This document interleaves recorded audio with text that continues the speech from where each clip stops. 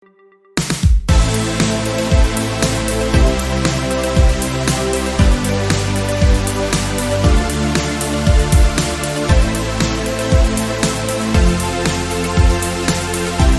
banting tulang nyari duit buat bayar kuliah, tapi dia lupa buat jaga kesehatannya.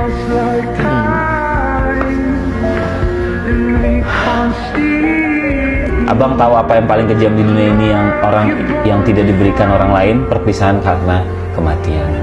Nggak peduli seberapa besar abang menyayanginya, nggak mau tahu seberapa dalam abang merindukannya, dia tak akan pernah kembali.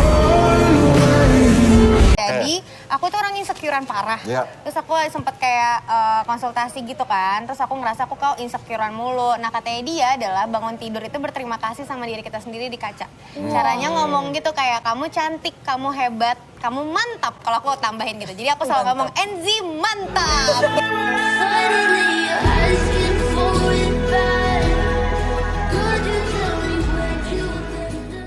Gue cuman ngomong kayak gini ke keluarga gue bilang gini, udah ya, selama kita bisa dikasih, nggak usah makan. Kita besok bangun, lo nafas aja. Tanpa infus, tanpa lo harus dimasukin vitamin, makanan lo dimasukin dari tenggorokan, lo udah jauh lebih beruntung. Itu aja kita syukurin, that's it, kita bahagia pasti. Misalnya gini, ada orang ngomong sama gue, hari ini nih ya, Ji, gue mau lu stand up di acara yang lagi gue kerjain. Terus gue tanya sama dia, kerjaannya di mana, seperti apa, penontonnya siapa aja, dan berapa lama. Terus dikasih tahu sama dia, kerjaannya A, B, C, D, E, durasinya 30 menit. Terus dia bilang, harga temen ya, Ji. Gue langsung kasih angka, dar. Reaksinya biasanya, wah gede banget. Emang harga normalnya berapa? Gue kasih tahu, harga normalnya di bawah harga temen yang tadi gue kasih. Dia minta harga temen, gue kasih sekian. Dia tanya harga aslinya, gue jawab sekian. Terus dia nanya, kok harga temennya lebih mahal daripada harga normal? Terus gue bilang, soalnya biasanya temen gue selalu menghargai gue lebih tinggi dari orang lain. Komitmen berubah lagi, jadi kenyataan. Prinsip gue penting baik sama orang aja nih. Tetep itu men gue, baik sama orang, baik sama hewan, itu aja men gue. Gak ada dari gue kecil begitu gue, gak ada gue. Mungkin mulut gue kayak sampah emang, mulut gue emang sampah. Cuman kalau prinsip gue dari dulu sampai sekarang gak berubah men. Baik sama orang. So you were saying that humanity above religion? Humanity above everything, love above everything. Jangan kita bekerja itu karena uang, jangan. Tapi biarlah uang yang akan datang kepada kita karena kita bekerja. Karena kalau kita bekerja karena uang, takutnya yang namanya manusia ada ambisi. Ambisi boleh, tetapi jangan berbentuk ambisi yang terlalu. Tapi jadikan itu menjadi motivasi kita.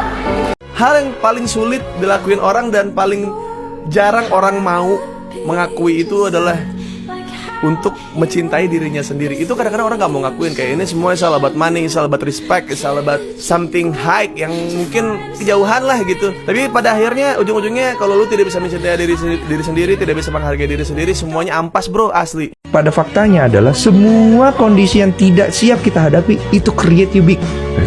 Mentally, mindset, sudut pandang. Makanya banyak sekali orang-orang yang bisa menerima orang lain karena dia besar dari hal seperti itu. Orang yang nggak bisa menerima orang lain, mereka belum punya cukup pengertian untuk mengenal hidup itu sebesar itu. Jadi pada saat kalian mau, berarti motivasinya aja belum ada. Dan itu yang harus dicari. Itu apa sih bidang, apa sih pekerjaan, apa sih tempat, situasi, orang yang memang bisa memberikan semangat itu. Karena menurut aku malas itu bukan sebuah karakter ya. Menurut aku itu sebenarnya lebih kayak simptom atau kayak sinyal bahwa kita belum menemukan apa yang benar-benar memberikan kita energi.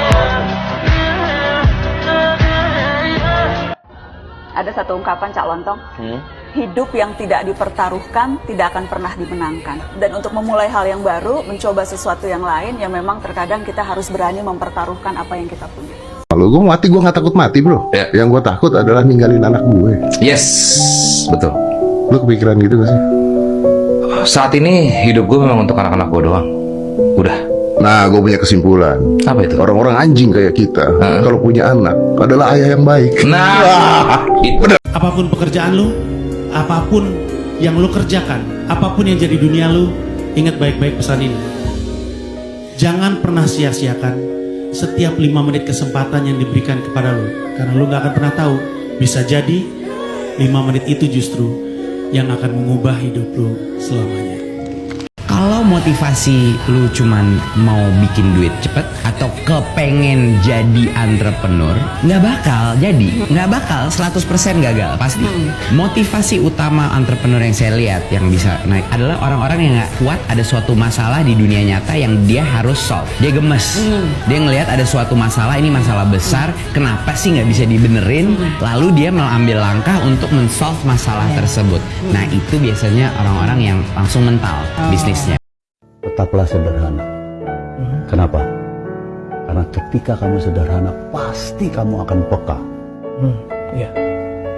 Setuju. Dan tetaplah berbudaya dalam artian cara berpikir segala macam. Karena ketika kamu berbudaya, maka kamu akan harmoni. Seberapa kaya saya? Seberapa Kemarin kaya? saya nemu uang 100.000. Saya tambah 200. Kalau dulu, buset, sulit. Dulu, Om dulu tahu pin ATM? Pin ATM? Iya, kan ada 6 digit. Saldo ATM saya itu lebih dikit daripada pin ATM saya. Sekarang udah ber-ATM sebelah sekarang. Saking kayanya saya tuh.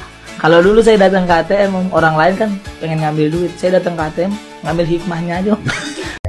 Buat semua orang, kalau ketika lu masih bisa mengeluarkan air mata, laki-laki khususnya, berarti lu masih baik-baik saja sebagai manusia. Tapi ketika air mata itu sudah tidak keluar, maka lu berada di jalan yang sangat berbahaya. So it's okay, laki boleh nangis. Saya pernah baca buku, Oprah Winfrey pernah bilang, you get in life what you have the courage to ask for. Keberanian kamu untuk mengungkapkan apa yang kamu mau dan kamu anggap penting, itu yang kamu akan dapatkan dalam hidup. Kita hidup cuma satu kali. Jadi kalau kita mau dapat sesuatu, mau mengubah sesuatu, mau membangun sesuatu, mau dimengerti, pilihannya cuma satu, berani bicara. Orang Indonesia, percaya sama gue, mereka tuh lebih kayak, elah gue bisa ngelakuin ini, gue juga bisa, ya elah kayak gini doang. Daripada kayak, bro, you're good, lo bisa ngelakuin lebih baik dari ini, let's go, let's go. Gue kalau lagi kesel, gue coba senyum gini, hati turun loh, bener ya? Itu turun. Kenapa itu ibadah? Ketika lu ngomong sama orang begini, sama lu, ya kalau gua maaf ya gitu, mata begini, itu enak buat ngomong maaf kayak maaf ya gitu. Kalau gini kayak, yaudah gua maaf. Jadinya begitu. Makanya alis itu tuh penting karena kalau dihapus jadi lihat tuyul kan. Gue tuh orangnya dendeman. Gue tuh nggak gampang maafin orang. Walaupun di depan gue maaf, tapi di sini gue masih gendek, apa namanya, gedek. Iya ya.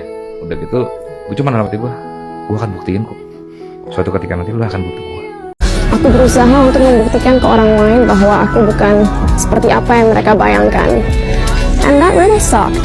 Because kita semua tahu sebenarnya kita nggak perlu ngebuktiin apapun ke siapapun. Satu-satunya orang kita perlu buktiin sesuatu itu ke diri sendiri. Kalau lu cuman bersyukur sama apa yang lu punya, tapi lu tidak bisa bersyukur sama apa yang lu tidak punya atau lu belum punya, you will never be content. Karena apapun yang lu punya, lu akan selalu mikir, tapi gue belum punya itu.